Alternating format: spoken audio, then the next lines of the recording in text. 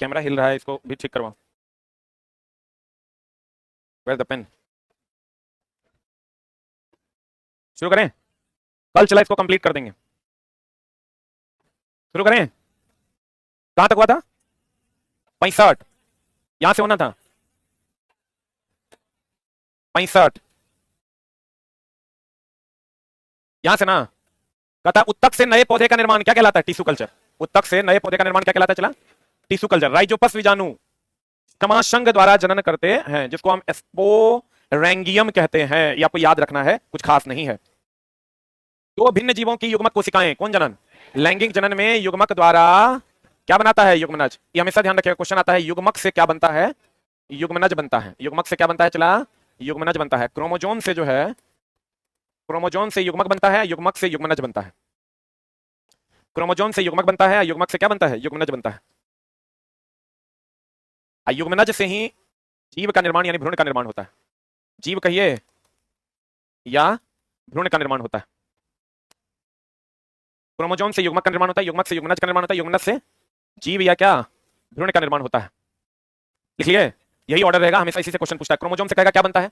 एक ऑप्शन दे देगा युग्मक, एक ऑप्शन दे देगा युग्मनज। क्या मारिएगा? युग्मक। युग्मक नहीं रहेगा तब युग्मनज। तो देख लीजिए, युग्मनज वृद्धि एवं परिवर्धन द्वारा नए जीव में विकसित होता है। युग्मनज से ही ना नया जीव बनता है। क्रोमोजोम से क्या बनेगा? युग्मक। युग्मक से क्या बनेगा? युग्मनज। युग्मनज से क्या बनेगा? जीव। हम बोले थे चला, गतिशील कोशिकाएं किसमें होती है? नर युग्मक में कि मादा युग्मक में? गतिशील जनन कोशिकाएं नर युग्मक में होती है।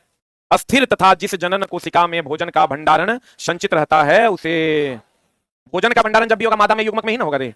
मेल युग्मक में भोजन होता है क्या? भोजन का संग्रह जब भी होगा, प्लेसेंटा वगैरह जितना है सब कहां होता है? मादा युग्मक। सामान्यतः परागन किस रंग का होता है? ये जो परागन होता है वो किस रंग का होता है? पीले रंग का। पूछता है लिटमस पेपर किस रंग का होता है? बैगनी रंग का। लिटमस पेपर बैगनी रंग। बेरियम सल्फेट सफेद, लेड आयोडाइड पीला। याद है? तो परागन किस रंग का होता है? पीले रंग। आधार पर उभरा फूल भाग अंडाशय है, मध्य क्या है? वर्तिका, तथा ऊपरी भाग क्या है? वर्तिकाग्र।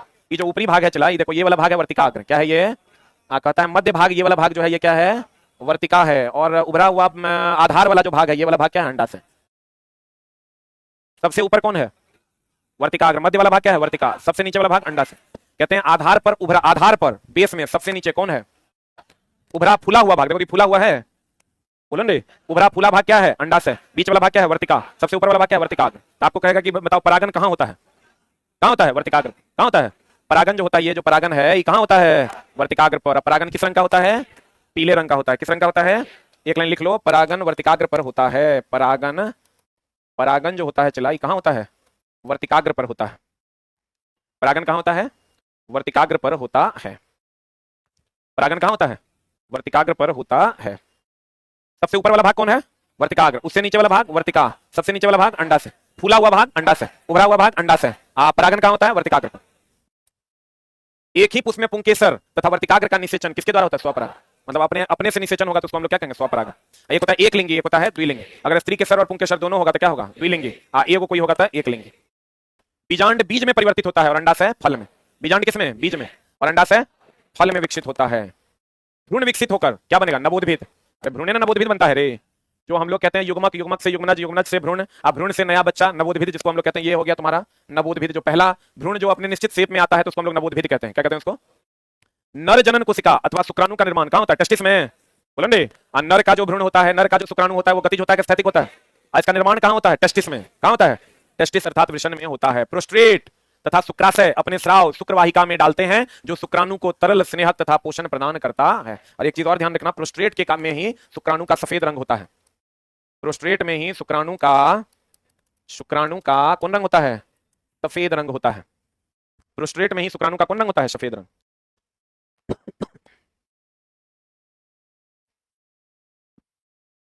हम ये कहते हैं चला कि शुक्राणु गति में होता है कि अस्थिर होता है? और अंडाणु अस्थिर। ये जो शुक्राणु को जो गति प्रदान करता है, ये शुक्राणु है चला, तो शुक्राणु को जो गति प्रदान करता है ये पीछे वाला भाग, जिसको हम लोग पूंछ कहते हैं। क्या कहते हैं इसको? ये शुक्राणु स्पर्म है, स्पर्म का जो ये पीछे वाला भाग है यही इसको गति प्रदान करता है। जैसे मछली को गति प्रदान करता है उसका पीछे वाला फिन, पीछे वाला जो पंख होता है वही ना उसको गति प्रदान करता है। वैसे शुक्राणु को गति प्रदान करता है पीछे वाला पूंछ की अग्रभाग। तो कहते हैं शुक्राणु को लंबी पूंछ इसे अंडाणु की ओर गति प्रदान करता है। लड़की के जन्म के समय उसमें हजारों अपरिपक्व अंडे होते हैं। क्यों? क्योंकि चला लड़कियों के जन्म में XY क्रोमोसोम होता है और लड़कों में XX। तो सेम होता है, लड़कों में XY और लड़कियों में XX। तो लड़कों में अगर हम लेते हैं चला XY, लड़कों में XY और लड़कियों में XX होता है, तो ये जो XX क्रोमोसोम होता है ये अपरिपक्व होता है, धीरे धीरे बढ़ता है। इसीलिए कहते हैं लड़की जब पैदा होती है तो थोड़ा विलंब होता है, लड़का पैदा होता है तो थोड़ा जल्दी होता है। तो कहते हैं लड़की के जन्म के समय उसमें हजारों कैसे अंडे होते हैं, अपरिपक्व। गर्भाशय ग्रीवा अगर आप देखे होंगे, चला जी देखो, ये तुम्हारा अंडाशय है, अंडाशय के ऊपर अंडवाहिनी है, और अंडवाहिनी यहाँ आइएगा तो ये गर्भाशय है, गर्भाशय के बाद ये क्या है, ग्रीवा है, ये क्या है, योनि है। तो हम ये कह सकते हैं गर्भाशय जो है वो कहाँ खुलता है, ग्रीवा में। कहाँ खुलता है, ग्रीवा में। या यूं कहें गर्भाशय से योनि को जोड़ने वाले भाग के बीच में कौन होता है, ग्रीवा। तो कह रहा है गर्भाशय ग्रीवा द्वारा कहां में खुलता है, गर्भाशय जो है, ये जो गर्भाशय है ये ग्रीवा के द्वारा कहां खुलता है, कहां खुलता है, योनि में खुलता है। और अगर हम कहें गर्भाशय और योनि के बीच में कौन होता है, ग्रीवा होता है। भ्रूण का पोषण एवं अपशिष्ट पदार्थ का उत्सर्जन किसके द्वारा, दोनों। जैसे प्लासेंटा के बारे में लोग ये कहते हैं कि ये सिर्फ भ्रूण को पोषण देता है, नहीं, ये अपशिष्ट पदार्थ का परिवहन का उत्सर्जन भी करता है। अगर आपको दे दे कि बताइए भ्रूण क्या करता है, अपशिष्ट पदार्थ का उत्सर्जन करता है या पोषण देता है, कि दोनों करता है। प्लासेंटा क्या करता है, पोषण भी देता है और अपशिष्ट का उत्सर्जन भी करता है। तो कहता है भ्रूण का पोषण एवं अपशिष्ट पदार्थों का उत्सर्जन दोनों कौन करता है, प्लासेंटा। यही ना चला प्लासेंटा है रे, बोलो रे, ये दोनों काम यहाँ पर, ये प्लासेंटा ये वाला भाग है जो यहीं से आपका दोनों काम होता है, ये वाला भाग। अब ये वाला भाग ये समझो कि सही तरीके से अगर चला, अभी तुम जब डॉक्टर के पास जाओगे, कोई गर्भधारण कर ली महिला, तुम उसको किसी डॉक्टर के पास जाओगे, इतना तरह से तरह ठगेगी वो, या ठगेगा, जो गायनोकोलॉजिस्ट जितना है उसमें महत्तम से महत्तम ठग है। ये एकदम डायरेक्ट लाइव है, फिर भी बोल रहे हैं। मतलब मेरे सिस्टर के केस में पैसा डरा दी कि वो 3 दिन तक रोते रही, तब ग्राम पटना बुलाए, फिर डॉक्टर दिखाए, तब जाके ठीक हुआ। मतलब मेरा भांजा होने वाला था, यहाँ जो है चला, ये प्लासेंटा को बता रही थी कि प्लासेंटा यहाँ है, मतलब नीचे डिप कर गया है, नीचे डिप कर गया है, तो बहुत ज्यादा ब्लीडिंग होने के चांसेस हैं, और इसके कारण कभी भी ब्लीडिंग हो सकता है, कभी भी कोई प्रॉब्लम आ सकता है। अब पता चला कि अब फिर उसके बाद दूसरा बात क्या, वो तो होवे किया, दूसरा बात फिर क्या कह दी कि नहीं, इसमें जो है ना क्रोमोसोम में गड़बड़ी आ गया है, हो सकता है हार्ट में छेद हो, या हो सकता है कोई एक अंग काम ही नहीं करेगा एक। अब ये जिस माँ को ये बात कह दिया जाए कि तुम्हारा जो बच्चा तुम्हारे पेट में है उसमें या तो हार्ट में छेद होगा, या नहीं तो कोई एक अंग काम नहीं कर सकता है। अब सोचो उस माँ पर क्या गुजरेगी। अब जब उसको हम लेके यहाँ लाके जांच करवाए तो पता चला कि ऐसा कुछ नहीं है। वो मैडम जो अनीता मैम से जांच करवाए, बहुत अच्छी डॉक्टर है, यहाँ है तुमको बस स्टैंड में, बस स्टैंड से थोड़ा उधर है अनीता मैम, जिसकी पुतहू का हॉस्पिटल है ज्योतिपुंज। वो डायरेक्ट बोले कि ये अपने आप, अभी तो 3 महीना बउआ होने में टाइम है, 3 महीना से पहले तो ये अपने आप भर जाएगा, और हुआ बउआ कुछ नहीं हुआ। दूसरा गड़बड़ी लोग क्या कर रही है, देखो जितना ही गायनोकोलॉजिस्ट सब, सबका हॉस्पिटल ही गलत धंधे से बहुत लोगों का चल रहा है, सब काम नहीं कर रहे हैं। अब वो क्या करेगी, जैसे तुम किसी का बउआ होने वाला है, मान लो 10/4/2024 को मान लो होने वाला है, तो बउआ होने का डेट लिखती है कि कहिया होगा, उत्तरा में लिख देगी 10/3/2024। बउआ तो चला 7 महीना 8 महीना 9 महीना, थोड़ा बहुत टाइम का अप्स एंड डाउन होता है, वो लिख देगी 10/3/2024। अब तुम 10/3/2024 को जैसे आएगा तो परेशान हो जाएगा, लोग परेशान हो जाते हैं कि भैया 10/3/2024 आ गया और अभी तक पेन नहीं हुआ है, लिवर पेन स्टार्ट नहीं हुआ है, बउआ कैसे होगा, नहीं होगा तो कैसे होगा। तो तू पहुंच जाएगा फिर डॉक्टर मैडम के पास कि मैडम देखिए आप तो इतना डेट दिए थे, 2 दिन डेटो बीत गया, अभी तक नहीं हो रहा है लिवर पेन। अब वो क्या करेगी, वो कहेगी भर्ती हो जाओ, भर्ती हुआ, भर्ती होने के बाद फिर लिवर पेन नहीं हो रहा है, नहीं हो रहा है, नहीं हो रहा है, वो कहेगी ऑपरेशन करना होगा। ऑपरेशन जैसे कहेगी करना होगा तो तुम डरो ना डरो, माँ जो होगी वो एकदम डर जाएगी, पिता भी डर जाएगा, माँ के जो फैमिली के लोग होंगे सब डर जाएंगे, तो कहेगा चलो ऑपरेट कर दो। जैसे ऑपरेट बोला कि 50,000, 40, 45, 35, 40, 50, और नॉर्मल डिलीवरी होगा तो 6,000 की दवाई खाली बिकेगा। तो वो क्या करेगी, चला तुमको जैसे बउआ को ऑपरेट करके निकाल देगा, 10-15 दिन का गैप में ऑपरेट करके भी निकालेगी तो कोई दिक्कत, उसको पता है कि कब हम निकालेंगे तो कोई दिक्कत नहीं होगा, और निकाल देगी, उसका 40,000 का बिल बन जाएगा। तो सेम कहानी सबके साथ किया जाता है, लोग समझ नहीं पा रहे हैं। और दूसरा क्या करता है कि जैसे तुम जाओगे तो हर 15 दिन का अल्ट्रासाउंड तुम जाके देखो ना, 1500 टका, उसमें डॉक्टरनी मैडम का जो हिस्सा रहता है वो रहता है 1200, और 300 रहता है वो जो बेचारा अल्ट्रासाउंड करता है होगा 300 या 500 जो भी रहे। तो हर 15 दिन 20 दिन पे अल्ट्रासाउंड करेगा। एक बार कह दिया कि बच्चा जो है ना उलट गया, बच्चा उलट गया, अब मां टेंशन में है कि अरे बाप रे मेरा बच्चा उलट गया, बच्चा होने में दिक्कत होगा, ऑपरेट करना होगा, सब बात घुमा फिरा के वो लेके जाएगा कहां, ऑपरेशन पे। ऐसा ना कहेगा क्या, तुम कहोगे नहीं हमारा ऑपरेशन नहीं करना, आप जानिए इतने जैसे तोरा बोला कि आप जानिए, मेरे सिस्टर के केस में 15 दिन 20 दिन पहले भर्ती कर दी, वो बीटेक की हुई है, इंजीनियरिंग की हुई है, उसको किसी से डर नहीं लगता है, उसको बोली कि ऑपरेट करना होगा, बोली नहीं हम ऑपरेट नहीं करेंगे, तो बोलती है आप जानिए, तो बोली ठीक है मेरा बच्चा हम जानेंगे। चलो घर 20 दिन बाद जब लेबर पेन स्टार्ट हुआ गई और नॉर्मल डिलीवरी हुआ, कहीं कोई दिक्कत नहीं। मेरा एक बड़ा भाई है और एकदम हिम्मत के साथ डॉक्टर से खाली इतने तरह कह देगी ना आप जानिए, पूरा परिवार घर नहीं जा पाएगा रे दोस्त, पैसा डरा देगी। अब तुम कहेगा उपाय सर क्या है, इस सब के उपाय हम तरह बताते हैं। मेडिकल में जो केस हम ले लिए केस समझो 100% सॉल्व होना है, कितनों भयानक बीमारी होगा ठीक कर देंगे हम अपने हिसाब से, लेकिन सोचेंगे समझेंगे, हम अपन बुद्धि विवेक से सलाह देंगे, उस हिसाब से करेंगे। अब और भी बहुत सारा पास 100 जुगाड़ है भर्ती करने का, कोनो जुगाड़ में नहीं फंसना है। ये चला जो अरबों जनसंख्या है, कोई ना कोई माँ ही जन्म दी है, नहीं दी है। मेरा एक चचेरा भाई साफे समझो कि चिटको पड़ा आदमी है, उसकी बीवी को बउआ होने वाला था, तो वही डॉक्टर नहीं थी, वो बोली कि ऑपरेट करना होगा, बोले नहीं करना है ऑपरेट, चलो रे उठो, लेके चल दिया। 20 दिन के बाद जब नॉर्मल डिलीवरी हो गया, एक नर्स थी उसी के घर पे रह के नॉर्मल डिलीवरी हो गया, बउआ लाके दिखाई, देखो ले जाके डॉक्टर ने 500 का नंबर लगा के चैम्बर में घुस के दिखाई, देखो हुआ है बच्चा, नॉर्मल डिलीवरी हुआ है।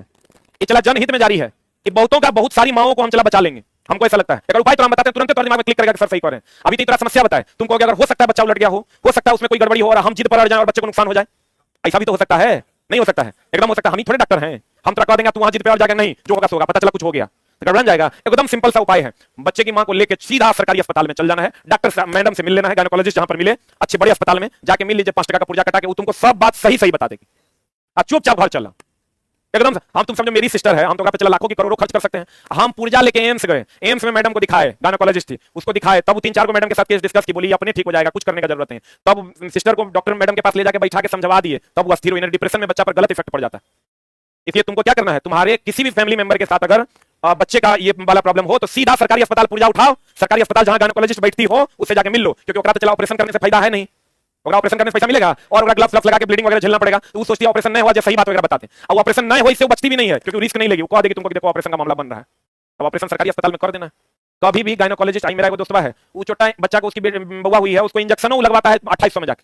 हम लोग ये करब जनसंख्या सरकारी अस्पताल में सुइया लगा के हुआ है, ठीक ना। ऐसा घोर कलयुग ने आ गया कि सब मरिए जाएगा, इसलिए एकदम नहीं डरना और स्टैंड करना, बोलना आप चलिए, दीदी है, भाभी है, जो भी है, उसको लेके जाना है सरकारी अस्पताल और वहां पर जाके गायनोकोलॉजिस्ट से मिलना, फिजिशियन से ना, गायनोकोलॉजिस्ट से मिलकर सही सजेशन लेना है और तब उसी के हिसाब से उसका काम करवाना है। इसका प्रॉपर वे में ध्यान है, तुम हजारों माओं की जान बच जाएगी। चला लोग धंधा बना के रख दिया। हम सोचे थे इस पर एक दिन वीडियो बनाएंगे, लेकिन संजोग ऐसा है कि आज मौका मिल गया। देखे तो हमको रिपोर्ट आया चला, इसका ये वाला भाग जो था यहाँ था, अब वो बोल रही थी धीरे धीरे यहाँ शिफ्ट हो जाएगा। जितना टाइम था उतना टाइम में यहाँ शिफ्ट होवे नहीं करता, बहुत आसानी से डिलीवरी हो गया और हो गया, कहीं कोई दिक्कत नहीं हुई। तो प्लासेंटा जो है तुम्हारा, ये जो प्लासेंटा है, ये भ्रूण को पोषण भी देता है और अपशिष्ट को बाहर भी निकालता है। क्लियर है? अब कहते हैं चला, गर्भाशय की पेशियों के लयबद्ध संकुचन से शिशु का क्या होता है, जन्म। इसमें जो संकुचन होता है ना चला, जिसके कारण इस पर प्रेशर पड़ता है और ये कहां चला जाता है, बाहर। इसके जैसे हम लोग क्रमाकुंचन से भोजन ग्रहण करते हैं, वैसे ही लयबद्ध संकुचन से ये कहां जाता है, बाहर। पहले ये फैलता है जिससे शिशु को स्थान मिलता है, और उसके बाद इसमें संकुचन होता है जिसके कारण कहां चला जाता है, बाहर निकल जाता है। गनोरिया, सिफिलिस जीवाणु से तथा मस्सा और एड्स किससे, वायरस से। ये दोनों का चला इलाज है, ये दोनों का इलाज संभव नहीं है। लक्षणों की वंशागति का सिद्धांत कौन दिया था, मेंडल। सबको पता है, वंश की गति मेंडल ने आनुवंशिकता का सिद्धांत दिया था। बोलो रे, तो लक्षण तो आनुवंशिक होता है। बोलो नहीं कहते हैं रे, ये तो बाप पे गया है, ये तो दादा पे गया है, ये तो माई पे गया है। तो लक्षण जो होता है वो आनुवंशिक होता है। मेंडल आनुवंशिकता की खोज किया, इसका मतलब लक्षणों के वंशागति का सिद्धांत कौन दिया, मेंडल ने दिया। मेंडल प्रारंभिक शिक्षा कहां हुआ था, गिरजाघर, तथा इसके बाद वियना विश्वविद्यालय से प्राप्त किया था। F1 पीढ़ी चंदन चला, F1 पीढ़ी, F2 पीढ़ी पढ़ा होगा तुम लोग। गोल झुर्रीदार बीज, लंबे बौने पौधे, सफेद बैगनी फूल का चयन किया गया था। F1 पीढ़ी में चला सब होता है, F2 में सिलेक्टेड होता है। F1 में 2 है, वो फिनोटाइप है, वो क्या है, जीनोटाइप। तो F1 का सभी पौधा कैसा लंबा निकलेगा, जब F1 फिनोटाइप कितना 3:1 और जीनोटाइप 1:2:1। बड़ी सब रट्टा मारने की कोई आवश्यकता नहीं है, एनसीईआरटी में है तो एक लाइन देख लो। डीएनए का वह भाग जिसमें प्रोटीन संश्लेषण के लिए सूचना होता है उसे क्या कहते हैं।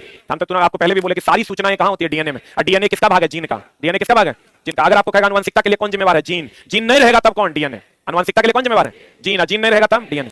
कुछ प्राणी अपना लिंग बदल सकते हैं वातावरण के अनुसार, ही पता है ना, घोंघा, सितवा, ये सब वातावरण के अनुसार अपना लिंग बदल लेता है। मेल है तो फीमेल, फीमेल है तो मेल। ऐसा हम लोग के साथ भी रहता है, कितना बढ़िया रहता है ना।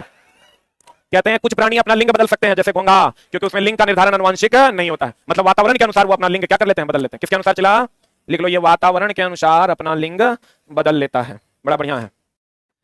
गर्मी में मेल, ठंडी में फीमेल, वातावरण के अनुसार अपना लिंग क्या कर लेता है, बदल लेता है। प्राकृतिक चयन विकासवाद के सिद्धांत के अलावे, डार्विन विकासवाद का सिद्धांत दिया था रे। डार्विन प्राकृतिक शास्त्री भी थे, उन्होंने उर्वरक बनाने में केचुए की भूमिका की खोज की थी। अभी चला पूछ देगा तो मामला हो जाएगा गड़बड़। सब जानता है डार्विन विकासवाद का सिद्धांत दिया था ना, लेकिन केचुआ से खाद बनाने का जो खोज है वो भी कौन किया था, डार्विन किया।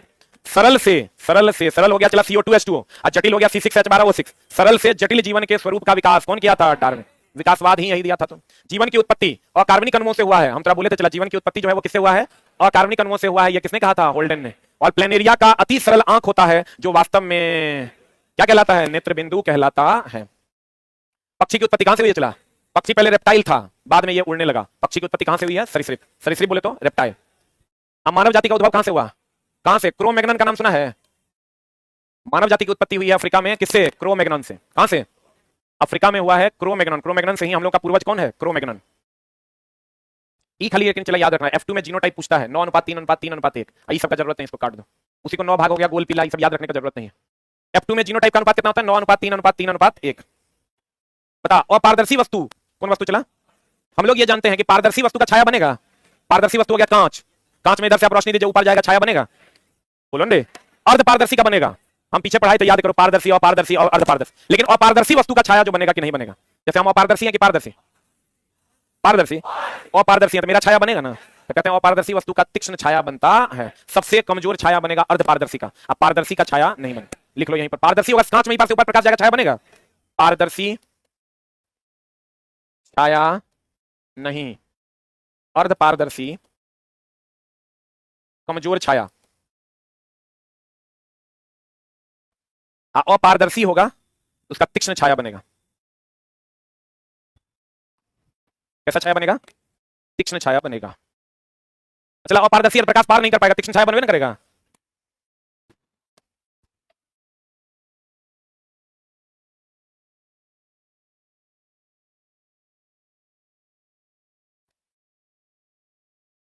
हो गया।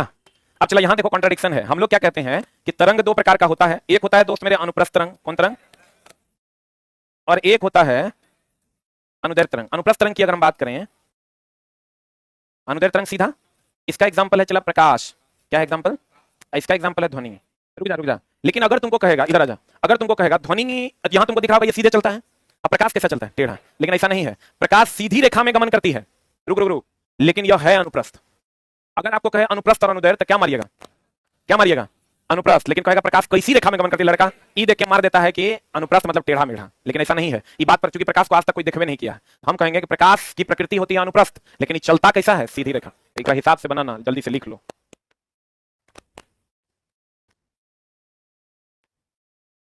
अच्छा चला, लाइव से फायदा हुआ कि रिकॉर्डेड रहता है यूट्यूब पे तब फायदा होता है? लाइव से तो नहीं लग रहा, रेगुलर वे में सब क्लास तुम लोग पढ़ लिया। पता नहीं 2-4% लोगों को तो चला आईपीसी के कानून से भी दिक्कत है। इंडियन पिनल कोड में बलात्कार के प्रति कानून बनल है, तो बलात्कारियों को दिक्कत है। बोलेंगे मर्डर के लिए कानून बना, तो डेली कहता है हटा दीजिए कानून। सही है कि गलत? अभी जो तुम लोग पढ़ रहा है ये प्रॉपर सिंसियर वे में पढ़ रहा है, एक भी लाइन छोड़ना नहीं है। यही अगर हम खाली रिकॉर्डेड कर देते तो मन को तू समझा लेता, अच्छा देख लेंगे, हो जाएगा। अच्छा, कितने ऑनलाइन वालों, कितने लोग लाइव है ये सही है ये मान रहे हैं, और कितने लोग मान रहे हैं कि रिकॉर्डेड होना चाहिए? रिकॉर्डेड तुमको अंधकार की ओर ले जाएगा, लाइव तुमको प्रकाश की ओर ले जाएगा। अपना अपना कमेंट्स कीजिए, फिर हम देखते हैं।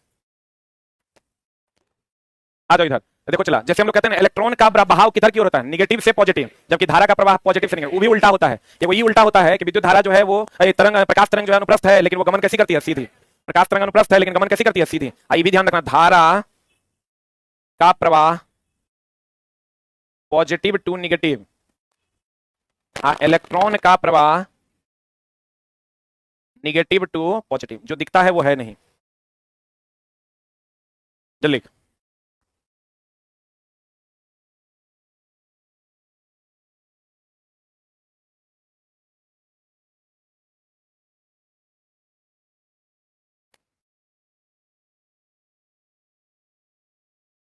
हो गया।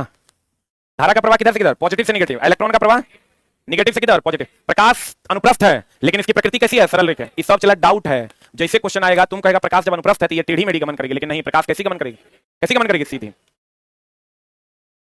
समतल दर्पण, तो सबको पता होगा। चला, समतल दर्पण में कैसा प्रतिबिंब बनता है? काल्पनिक, सीधा,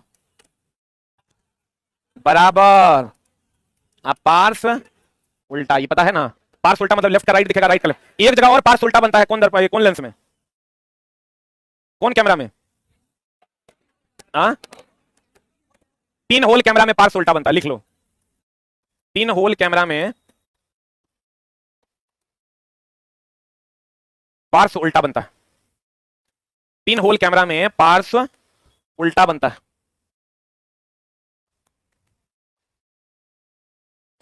समतल दर्पण द्वारा बना प्रतिबिंब सदैव आभासी, सीधा, समान आकार का एवं पार्श्व उल्टा होता है। और एक ही जगह और पार्श्व उल्टा होता है। पार्श्व उल्टा मतलब समझ रहे हो? ये हाथ उठाओगे तो लगेगा ये हाथ उठा रहे हैं, ये हाथ उठाओगे तो लगेगा ये हाथ उठा रहे हैं।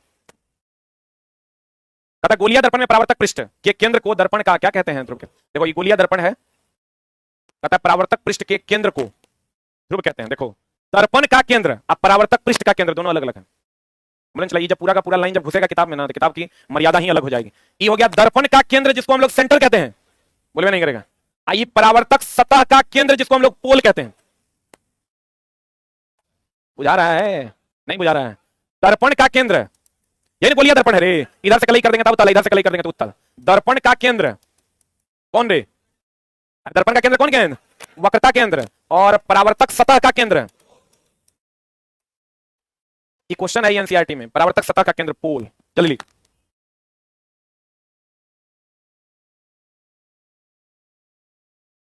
नोट नहीं बना पाता है क्या रे? इतना तो टाइम हम देवे करते हैं कि नोट्स नहीं बना पाओ। तुम नोट्स बना पाता है कि नहीं? हमको लगता है सब लड़का बना लिया होगा। किसका किसका एकदम रेगुलर नोट्स है 1 नंबर से लेकर अभी तक? बहुत बढ़िया। अरे बीच में छोड़ दिया, वाह, कहां गया था? मरियो जाओ रे, छुट्टा। हो गया। दर्पण का केंद्र क्या है? दर्पण का केंद्र क्या है रे? वक्रता केंद्र। अब परावर्तक सतह का केंद्र क्या है? पोल। बुझा रहा है? ये हम चला 6-7 महीना पहले बुझे हैं। तो राज बुझा दे रहे हैं। गोलीय दर्पण के केंद्र को क्या कहते हैं? वक्रता केंद्र। अब मुख्य अक्ष दर्पण के ध्रुव पर, यही ना मुख्य अक्ष रे, ये दर्पण के ध्रुव पर लंब है कि नहीं है? मुख्य अक्ष दर्पण के ध्रुव पर क्या है? लंब है। लंब है। ये वो चीज हमेशा ध्यान रखना, ये अगर कोई दर्पण है तो हम बोले हैं मुख्य अक्ष यही ना है। मुख्य अक्ष जो पोल सेंटर और फोकस से होकर गुजरता है, इसके समानांतर अगर कोई किरण आएगी, हाँ हाँ उल्टा हो गया, ये फोकस ही सेंटर, अगर मुख्य अक्ष के समानांतर आएगी तो कहां मिलेगा? फोकस पर। अब फोकस से आएगी तो मुख्य अक्ष के समानांतर। ये वो चीज और ध्यान रखना, अरे इतना मिटेगा, ये अगर सेंटर से कोई किरण जाएगा उसी दिशा में लौट जाएगा।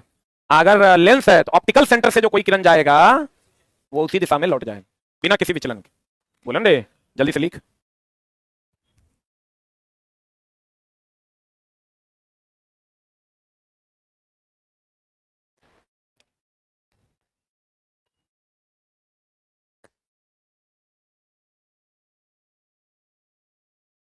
हो गया? अरे हो गया।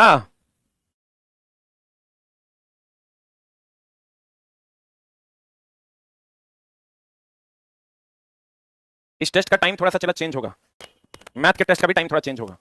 हमारे टेस्ट का टाइम वैसे तो वही रहेगा, 10-15 मिनट का झोल है। हमारा टेस्ट का टाइम हो जाएगा 7 से 8, ठीक है? और मैथ वाले सर का टेस्ट का टाइम हो जाएगा 6 से 7। हमको ऐसा लग रहा है कि 1 घंटा बच्चा का बर्बाद कर देते हैं हम तनी इधर हैं तनी उधर हैं, उसके चक्कर में बच्चा अभी क्या कर रहा है, 4 बजे आता है, 9 बजे जाता है, क्लास करता है, उचारे को रहता 5 घंटा है ना?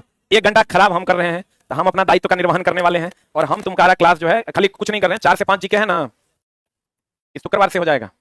ऑनलाइन वालों आपके लिए नहीं है, जो यहाँ पर जो टेस्ट चलता है उसका 5 से 6 जो है तुम्हारा रीजनिंग चल जाएगा, और 6 से 7 में हो जाएगा तुम्हारा मैथ, और 7 से 8 में हो जाएगा तुम्हारा साइंस, और हम 8-10 तक छोड़ देंगे, बोलेंगे, और फिर 9-20 से हम लोग यूट्यूब पे लाइव हो जाएंगे, तो सब शेड्यूल प्रॉपर हो जाएगा। ट्रेड, अरे पगला, इसके बाद 8 से 9 ट्रेड हो जाएगा ना, ये तो शेड्यूल हो गया ना, ये सोमवार से रूटीन लागू हो रहा है। आज मैथ वाले सर तुमको बता देंगे, मैथ हो जाएगा 6 से 7। बहुत बच्चे क्या कर रहे हैं ना, 8 से 9 में मैथ है तो कर नहीं पाते हैं। बहुत बच्चों का कंप्लेन है सर 8 से 9 में मैथ रहता है तो नहीं कर पाते हैं, बीच में ये वाला रीजनिंग रहता है, रीजनिंग के बाद 2 घंटा हम खा जाते हैं। पढ़ाते हैं हम 1 घंटा, खाते हैं 2 घंटा। हम अपना बात को एक्सेप्ट कर रहे हैं और हम अपना टाइम कर रहे हैं 1 घंटा रीजनिंग। इसके बाद बहुत बच्चा जो 8 से 9 में इसके कारण मैथ नहीं कर पाता है, तो इसलिए मैथ को यहाँ लेके आ गए हैं ताकि तुम्हारा क्लास 4 ही घंटा में चारों क्लास कंप्लीट हो जाए, सही है ना? मुख्य अक्ष, कौन अक्ष चला? मुख्य अक्ष दर्पण के ध्रुव पर क्या होता है? लंब होता है। गोलीय दर्पण का परावर्तक पृष्ठ, ये है परावर्तक पृष्ठ, यही ना परावर्तक पृष्ठ का द्वारक दर्पण का ये जो यहां से यहां तक, इसको हम लोग द्वारक कहते हैं। क्या कहते हैं इसको? क्या कहते हैं? या यूं कहें, जितना क्षेत्र से प्रकाश दर्पण में प्रवेश करता है उसे द्वारक कहते हैं, या जितना बड़ा दर्पण होता है उसको हम लोग क्या कहते हैं? द्वारक कहते हैं। लिख लो, जिस क्षेत्र से प्रकाश नेत्र में प्रवेश करता है, जिस क्षेत्र से प्रकाश नेत्र में प्रवेश करता है उसे क्या कहते हैं? क्या कहते हैं रे?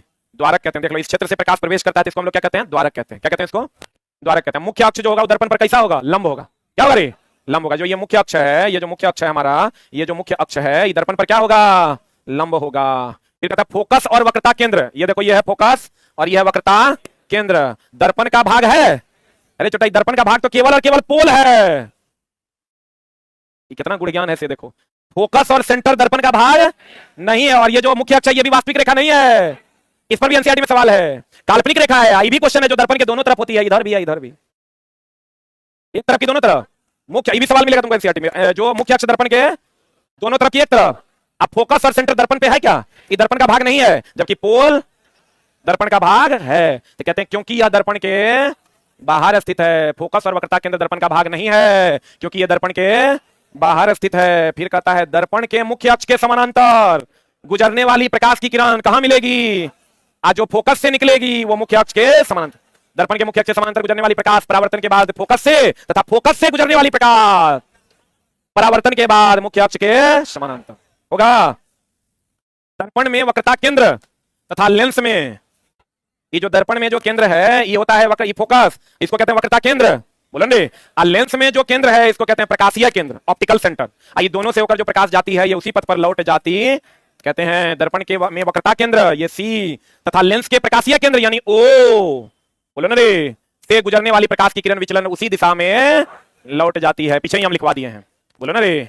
अब कहता है चला सौर भट्टी, कौन भट्टी? सौर भट्टी में चाहिए केंद्रित करने वाला कि विस्तार करने वाला?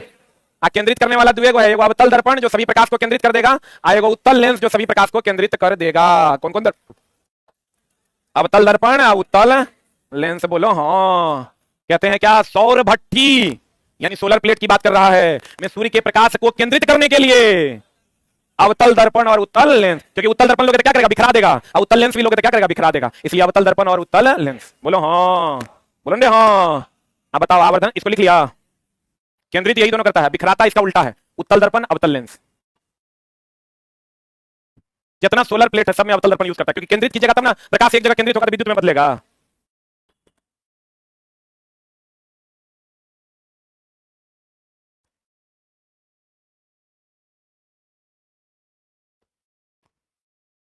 हो गया? अरे हुआ?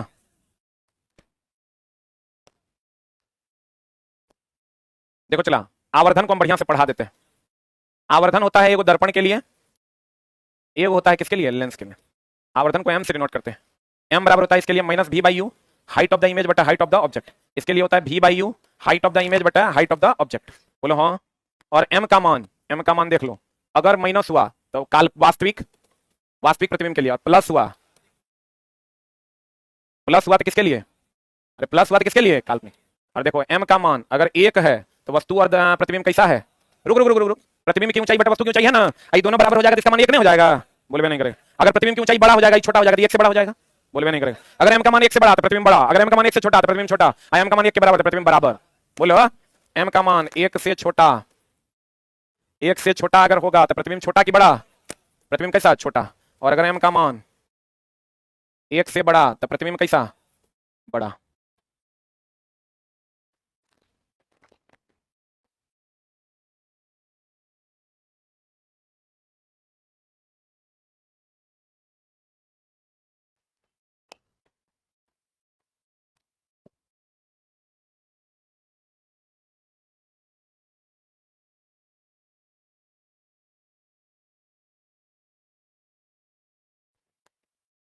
मेरी साइंस की क्लास जो बच्चे ऑनलाइन हैं, कल लास्ट क्लास होगा 6-15 वाला, जो हमने 700 ऑनलाइनर्स की बात की थी, वो कल कंप्लीट कर देंगे हम। और इसके बाद आपको यूट्यूब पर, लेकिन हम फिर भी उपलब्ध होंगे 9:20 में। अभी हम डेली पढ़ाते हैं। अगर आपको हमसे पढ़ना हो 20 अच्छे प्रश्न, तो आप 9:20 में आइए और हमसे आप साइंस का 20 सवाल पढ़ सकते हैं, सब एग्जाम के लिए, चाहे वो ड्राइवर हो, टेक्नीशियन हो, ग्रुप डी हो, बीएसएससी हो, किसी भी एग्जाम के लिए। वो है एलपी टेक्नीशियन का टेस्ट, लेकिन वो हर एग्जाम के लिए होगा। 9:20 में डेली आप 20 क्वेश्चन हमसे पढ़ सकते हैं। हो गया? अरे हुआ? अरे बढ़े। 1 के बराबर होगा तो बराबर, 1 से छोटा प्रतिबिंब छोटा, 1 से बड़ा प्रतिबिंब बड़ा। ऐसे चला, कल्पना हमेशा पॉजिटिव होता है। कल्पना करते हैं, कभी काश हम जूता खा रहे हैं, कल्पना हमेशा कैसा होता है? पॉजिटिव। वास्तविकता हमेशा कैसी होती है? नेगेटिव। वास्तविकता में हम लोग जूता खाते हैं, बोलो रे। कल्पना हमेशा कैसी होती है? पॉजिटिव। देखो, ऋणात्मक आवर्धन है मतलब वास्तविक की काल्पनिक, और धनात्मक आवर्धन है मतलब काल्पनिक, सही है ना? पता है गोलीय लेंस का केंद्र, किसका केंद्र है?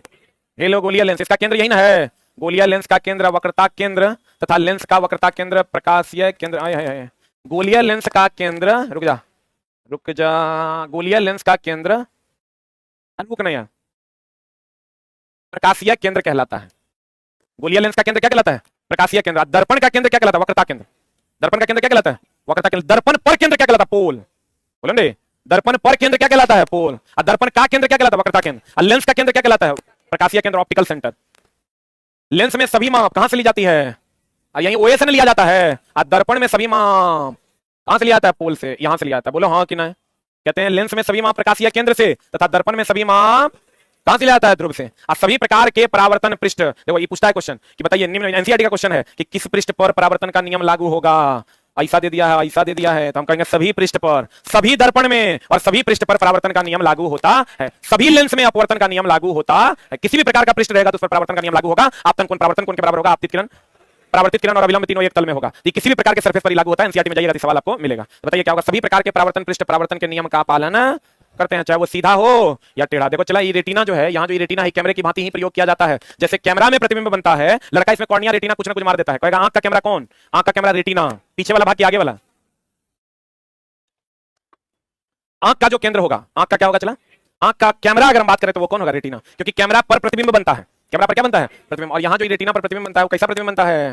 वास्तविक। उल्टा और वस्तु से छोटा, वास्तविक उल्टा और वस्तु से कैसा छोटा प्रतिबिंब बनता है। तो आपको कहेगा आंख का कैमरा, रेटिना की कॉर्निया, पीछे वाला भाग क्या आगे वाला भाग। क्यों इसको कहते हैं आंख का कैमरा? क्योंकि उसी पर प्रतिबिंब बनता है। कैसा प्रतिबिंब बनता है? वास्तविक उल्टा और छोटा। नेत्रदान में किसका उपयोग करते हैं? बाहरी भाग का ना, कॉर्निया का ना। याद ना रहे तो याद रखिए, पहले सी होता है, बाद में आर होता है, बाहर में सी होता है, अंदर में आर, यानी बाहर कॉर्निया, अंदर रेटिना। ये चला कॉर्निया रेटिना में कुछ ना कुछ बच्चा मार देता है। बीपीएससी टीआरई 3 के लिए साइंस का क्लास लाइए। आप बोले थे न्यूमेरिकल पढ़ाएंगे, जी जनाब एकदम पढ़ाएंगे। ऐसा बात करते हैं, मर थोड़े गए हम, मर गए करे। ऐसा बात करते हैं, तुम लोग देखो 15 दिन से रिचार्ज नहीं करवा रहा है कोई। किस दुख में हम हैं वो हम जान रहे हैं, लेकिन फिर भी किसी कुछ नहीं कह रहे हैं। रिचार्ज हमको लगता है जो रिचार्ज समझो साइंस टेस्ट में डेली का रिचार्ज है कम से कम 40,000 रुपए का। अब वो रिचार्ज अभी आता है 5200 का, 5400, मैथों से रीजनिंगों से कम। कुछ बोले हम तरह गया मेरा ना गया। तैयो खड़ा होकर पढ़ा रहे हैं तो कहता है उधर से, लगता है इस वीडियो को ऐप पर बेचेगा। अरे छोटो, कभी तो साफ नियत से कुछ कर लो। एकदम एक नंबर का चोटा है। अभी वो लड़का लिख रहा है लगता है इसको ऐप पर बेचेगा, मतलब इतना दरिद्रता आ गया है कि अब एक उठा के हम ऐप पर डाल के बेचेंगे। दे नहीं रहते चला इसलिए कि तुम प्रॉपर वे में पढ़ रहा है। अभी देखो किसी को कुछ बोलना पड़ रहा है, चुपचाप आता है पढ़ के जाता है। 2-4% बोले आईपीसी के कानून से भी दिक्कत है। कैमरे की भांति कौन होता है? रेटिना। प्रकाश एक पतली झिल्ली से होकर नेत्र में प्रवेश करता है, यहीं से नेत्र में प्रवेश करता है। इसको हम लोग कॉर्निया या स्वच्छ मंडल कहते हैं। बोलो हाँ, सबसे बाहरी भाग भी यही ना रे कहते हैं। गौर फरमाइएगा, नेत्र गोलक का व्यास देख लो चला, जो व्यास है ये व्यास से पूछा है इस बार कहां पर? बीपीएससी टीआरई 2.0 में, 3.0 में ना, 2.0 में कि नेत्र गोलक का व्यास कितना होता है? 2.3 सेंटीमीटर। 2 कितना? 3 सेंटीमीटर आपके नेत्र गोलक का व्यास होता है। प्रकाश किरण का अधिकांश अपवर्तन कहां होता है? कॉर्निया के बाहरी पृष्ठ पर होता है। आप कहिएगा ऐसा क्यों? तो तुम गौर से देखो, अपवर्तन ज्यादा कब होगा? जब अपवर्तनांक का अंतर ज्यादा होगा। लिख लो, अपवर्तन अधिक तब होगा, अपवर्तन का अधिक तब होगा जब अपवर्तनांक में अंतर अधिक होगा।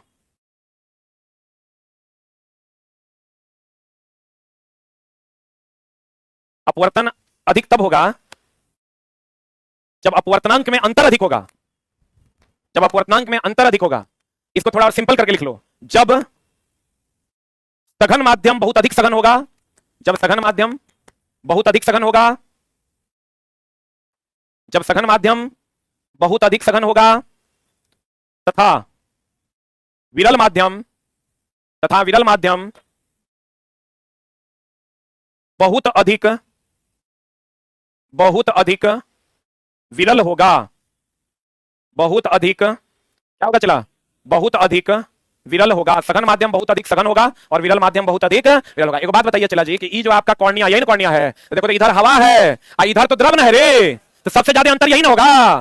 बोले मैं नहीं करेगा, ये बीच में तो जो भी होगा, ये कॉर्निया से जाएगा, लेंस में लेंस से जाएगा, एक्वस ह्यूमर में एक्वस ह्यूमर से जाएगा, रेटिना पर अंदर में खाली द्रव है। लेकिन यहाँ जो अंतर है वो हवा और किसका है? हवा और किसका है? द्रव। तो सबसे ज्यादा अपवर्तन कहां होगा? जब प्रकाश हवा से कॉर्निया के रास्ते लेंस में प्रवेश करेगा। बोले मैं नहीं करेगा। देहाती भाषा में क्या होता है? पूरा जो हो जाता है, और ये है देहाती भाषा में, सब भाषा में कहता है। आंख जो है, आंख का रंग परितारिका पर निर्भर करता है। किसी का काला, किसी का भूरा, किसी का नीला होता है, ठीक ना? तो वही बात हो गया। चला आंख पढ़ा रहे हैं, आप बाहर जाकर सर इन्हें मत देख रहे हैं, आंख तो नहीं गड़िया रहा है, कोनो ड्रॉप ड्रॉप लिख न दीजिए। अरे छोटा में एमबीबीएस डॉक्टर हो गए रे, हम तो वो बात पढ़ा रहे हैं। एक बार टाइफाइड पढ़ा के निकले, लड़का कहता छुइए सर, हम बुखार जांच करेंगे, पगला कहीं का। प्रकाश किरण, उसके लिए 5 साल का एमबीबीएस कोर्स है आई स्पेशलिस्ट का। प्रकाश किरण का अधिकांश अपवर्तन कहां होता है? कॉर्निया के बाहरी पृष्ठ पर कि अंदरूनी पृष्ठ पर? क्योंकि वहां अपवर्तनांक में अंतर अधिक होता है। फिर कहता चला परितारिका, आंख के रंग के लिए काला, भूरा और कैसा होता है? नीला। देखो चला, हेई वाला भाग है पुतली, जो हमेशा काला होता है। पुतली, पुपिल, जो हमेशा काला होता है। हेई वाला भाग जो है ना, इसको कहते हैं आइरिस। परितारिका, ये चला काला भी होता है, भूरा भी होता है, नीला भी होता है। आंख का जो रंग होता है वो इसी पर निर्भर करता है। इस सब का करिए होता है, इस सब का कैसा होता है? काला ही होता है। बीच वाला, ये जो साइड वाला है ना, इसको जिसको हम लोग आइरिस परितारिका कहते हैं, ये काला, भूरा और कैसा होता है? नीला होता है। ये दोनों में बच्चा को बड़ा दिक्कत होता है। कहते हैं परितारिका आंख के रंग के लिए, देखो ये परितारिका है, ये आंख के रंग के लिए। इसी से हम कहते हैं भूरे आंख वाला, काला आंख वाला, नीले आंख वाला। बोलेंगे नीला आंख वाला मनुष्य नहीं होता, लेकिन बहुत सारे जानवर होते हैं। और बीच वाला हमेशा कैसा होता है? काला। कैसा? अगर आंख के फिगर में ऐसे देखोगे तो बीच वाला भाग को अगर हम दिखाते हैं तो बीच वाला भाग कुछ ऐसा होता है। ई हो गया आइरिस, क्या हो गया ये? परितारिका। ई हो गया चला पुपिल। इसी से होकर प्रकाश अंदर प्रवेश करता है। किससे होकर? पुपिल से होकर प्रकाश अंदर प्रवेश करता है। इसी को जब हम इसे फैला देते हैं, परितारिका आइरिस को अगर फैला देते हैं तो प्रकाश ज्यादा आता है पुपिल से। आइरिस को अगर कम कर देते हैं तो प्रकाश कम आता है पुपिल से। बोले मैं नहीं करेगा। किसको फैलाते हैं? आइरिस को। तब कौन फैलता है? पुपिल। आंख का रंग किस पर निर्भर करता है? किस पर? आइरिस पर। पुतली हमेशा कैसा होता है? काला। बुझा रहा है? पुतली या पिपनी में फर्क है। ये पिपनी है, ये जो रुआ देख रहा है तुम। पुतली जो है तो बीच में जो दिख रहा है तुमको काला, वो क्या है? पुतली है। कौन सफेद है? किसने दिया है? ये वाला? अरे छोटा कॉर्निया है, इसीलिए इसको स्वच्छ मंडल कहते हैं। कॉर्निया है, ये वाला कह रहा है। अरे ये थोड़ा थोड़ा हो गया है फिगर बनाने में, वो होगा या तो काला ना तो भूरा, नीला ना तो कैसा भूरा। बोलो रे, हो गया? अरे समझा कि नहीं समझा? अब कहता परितारिका। परितारिका पुतली के आकार को नियंत्रित करता है। बोलेंगे, परितारिका पुतली के आकार को नियंत्रित करता है तथा पुतली आने वाले प्रकाश की मात्रा को नियंत्रित करता है। बुझा रहा है? पुतली इज ऑपरेटेड बाय आइरिस। बोलेंगे, आइरिस से पुतली ना, आइरिस जितना चाहेगा उतना पुतली हो जाएगा, पुपिल हो जाएगा, लेकिन पुपिल के चाहने से आइरिस पर कोई असर नहीं पड़े। हम जो ऐसे करते हैं ऐसे, मतलब आइरिस को ऐसे खोल रहे हैं, हम जो ऐसे करते हैं मतलब आइरिस को ऐसे सिकुड़ा रहे हैं, तो ये जो रास्ता है वो कम या ज्यादा। परितारिका पुतली के आकार को क्या करती है? ये जो परितारिका है ये पुतली के आकार को क्या करती है? नियंत्रित, कम ज्यादा, सही है ना? और आने वाले प्रकाश को नियंत्रित करता है पुतली। रेटिना पर बना वस्तु का प्रतिबिंब, हम अभी तुरंत बता दें, वास्तविक, उल्टा कि सीधा? उल्टा। रेटिना प्रकाश को विद्युत सिग्नल में, कल हम बताए थे तंत्रिका तंत्र को विद्युतीय सिग्नल मिलता है जो डेंड्रॉइड के पास रासायनिक सिग्नल में बदल जाता है। वो जो यहां से जो आंख भेजता है ये विद्युतीय सिग्नल भेजता है ऑप्टिकल नर्व्स के द्वारा, दृष्टि शिराओं के द्वारा। आंख जो है ये ऑप्टिकल नर्व्स के द्वारा विद्युतीय सिग्नल भेजता है जो जाता है तंत्रिका तंत्र में, तंत्रिका तंत्र में डेंड्रॉइड के पास वो रासायनिक सिग्नल में बदल जाता है। बोलेंगे तो कहते हैं रेटिना प्रकाश को, रेटिना प्रकाश को, रेटिना ये है, ये तो चला कॉर्निया है रे, रेटिना ये है जिस पर प्रतिबिंब बनता है, रेटिना हुआ है जिस पर क्या बनता है? रेटिना प्रकाश को विद्युतीय सिग्नल में, ये जो प्रकाश यहां से यहां तक आता है इसको विद्युतीय सिग्नल में चेंज करता है और ऑप्टिकल नर्व्स की सहायता से तंत्रिका तंत्र को सूचना देता है। परितारिका की शिथिलता से पुतली पूर्ण रूप से क्या हो जाता है? यहां चला क्या होता है? शिथिलता का मतलब यहां फैलाव से है। शिथिलता का मतलब यहां किससे है? ये बार बार हम कहते हैं शिथिलता का मतलब यहां किससे है? फैलाव। तो ये जो पुतली परितारिका का जो ये फैलाव होता है उससे पुतली पूर्ण रूप से क्या हो जा रहा है? क्या हो जा रहा है? खुल जा रहा है। खुल जा रहा है तो सारा प्रकाश तेजी से आंख में आएगा कि धीरे धीरे आएगा? और ये कब करेंगे? अंधेरे में कि उजाले में? अंधेरे में। अंधेरा में ना इसे करते हैं रे, पूरा खोल देंगे, इजोर में तुम लोग इसे करते हैं, बंद करते हैं। फिर कहता है जब पेशियां शिथिल होती है तो लेंस कैसा हो जाता है? पतला, तथा फोकस दूरी बढ़ जाती है। ये चला है, क्वेश्चन जाएगा कहां? निकट दृष्टि दोष, दूर दृष्टि दोष में पढ़ा है। तो देखो ये हो गया, ये सामान्य आंख हो गया, इस सामान्य आंख हो गया, कैसा आंख हो गया? चला सामान्य आंख हो गया। अगर ऐसा हो गया तो शिथिल हो गया, क्या हो गया? शिथिल होगा तो इसका फोकस दूरी ये है, इसका फोकस दूरी चला बढ़ जाएगा। यही अगर मोटा हो जाएगा, इसकी फोकस दूरी क्या हो जाएगी? मोटा हो जाएगा तो इसकी फोकस दूरी घट जाएगी, इसकी फोकस दूरी बढ़ जाएगी। ये मामला है, जल्दी लिख।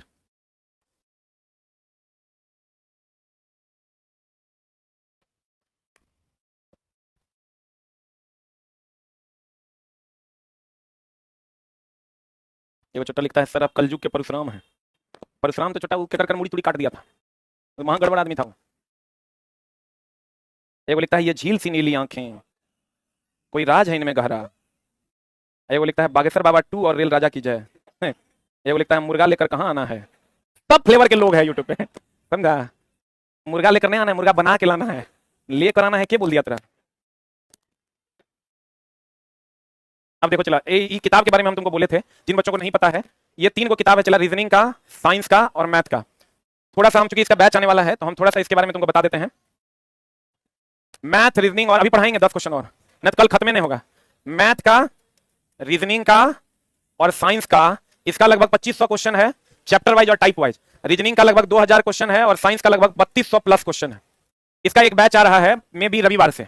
इसमें तुमको एनसीईआरटी कंप्लीट पढ़ने का मौका मिल जाएगा, प्रीवियस ईयर क्वेश्चन 18-19 का तुमको पढ़ने का मौका मिल जाएगा, टीसीएस का 22-23 तुमको पढ़ने का मौका मिलेगा, और एक्सपेक्टेड क्वेश्चन जो पूछ सकता है, क्योंकि रेलवे हमेशा उल्टा पुल्टा करता है, एक्सपेक्टेड क्वेश्चन पढ़ने का मौका मिलेगा। ये सब क्वेश्चन अगर तुम पढ़ोगे तो ये लगभग 20,000 के अप्रॉक्स क्वेश्चन है। और इसमें टाइप वाइज जब तुम निकालोगे तो एक टाइप का लगभग तुमको 100 के आसपास सवाल मिलेगा। इसी 100 को हम 4 सवाल में बदले हैं, जिसमें एक सवाल का सॉल्यूशन है और बाकी 3 तुमको प्रैक्टिस के लिए मिलेगा, जो यहां से मिलेगा एनसीईआरटी, प्रीवियस ईयर, टीसीएस और एक्सपेक्टेड से। इसका सब्जेक्ट वाइज क्लास स्टार्ट हो रहा है, 3 घंटा डेली चलेगा, संडे टू संडे सप्ताह के 7 दिन चलेगा। और ये बैच 99 रुपया पर सब्जेक्ट में उपलब्ध होगा। 99 रुपया में मैथ, 99 रुपया में रीजनिंग और मात्र 99 रुपया में तुमको मेरा साइंस पढ़ने का मौका मिलेगा। डेली 20, 25, 30, 35 क्वेश्चन आपको हम करवाएंगे टाइप वाइज, चैप्टर वाइज। इसका टोटल का फीस होगा 299 रुपया।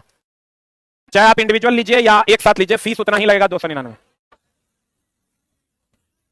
ऑफलाइन के बारे में कल बता पाएंगे कि होगा कि नहीं, हम टाइम नहीं मिला है, आज पूछेंगे। अगर एक रूम खाली होगा तो जितना रूम का कैपेसिटी होगा उतना ऑफलाइन में भी एडमिशन ले सकते हैं, लेकिन बहुत ज्यादा चांस है कि ऑफलाइन ये बैच नहीं रहेगा, ठीक है।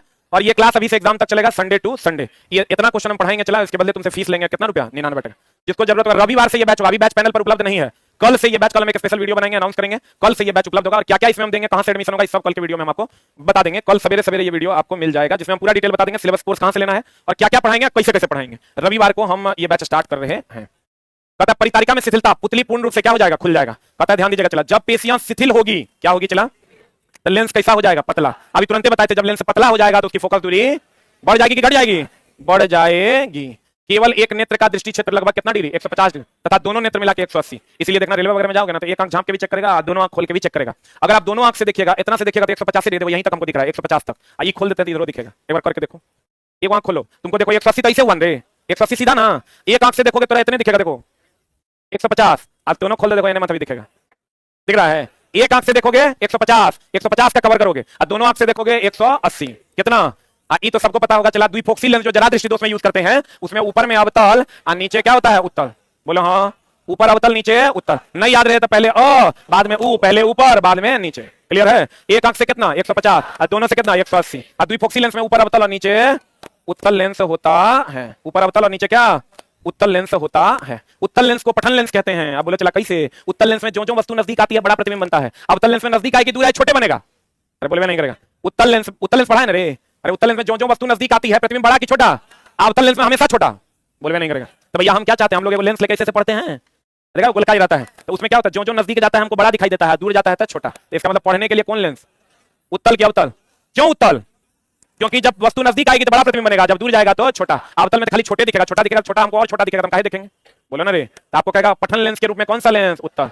अपवर्तित किरण को ही अब देख लो, चला एक तो परावर्तित किरण को निर्गत किरण कहते हैं ना, या आपतित किरण। ये जो ऐसे गया इसी को निर्गत किरण कहते हैं। लेकिन चला अगर अपवर्तन होगा तो आपतित किरण ही है, अपवर्तित किरण जो है यही निर्गत किरण है। बोले नहीं करेगा। परावर्तित किरण तो निर्गत किरण है, निर्गत मतलब जो जाए कि आए, जाए ना, निर्गत होना मतलब जाना। निर्गत किरण यहाँ परावर्तित किरण है, लेकिन अगर अपवर्तन की घटना होगी तो अपवर्तित किरण जो होगा वही निर्गत किरण होगा। पता नहीं बुझा रहा है कि नहीं। अरे बोलो ना रे। कहते हैं अपवर्तित किरण कौन किरण है, निर्गत किरण है। निर्गत किरण तथा आपतित किरण के बीच के कोण को क्या कहते हैं, देख लो। चला ई है आपतित किरण है। अरे बोलो हाँ। ई हो गया निर्गत किरण। बोलो हाँ। इसके बीच का जो कोण है यही ना विचलन कोण है रे। बोले नहीं करेगा। आपतित किरण और निर्गत किरण के बीच का जो कोण है, कौन कौन है विचलन को फिगर बना लो।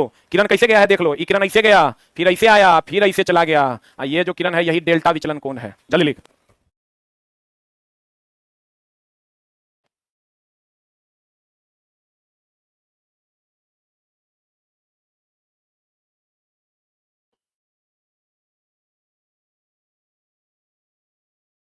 हो गया। आप इसीलिए निर्गत किरण पढ़ाए थे। चला निर्गत किरण होता है अपवर्तित किरण भी, अपरावर्तित किरण भी, दोनों को हम लोग निर्गत किरण कहते हैं।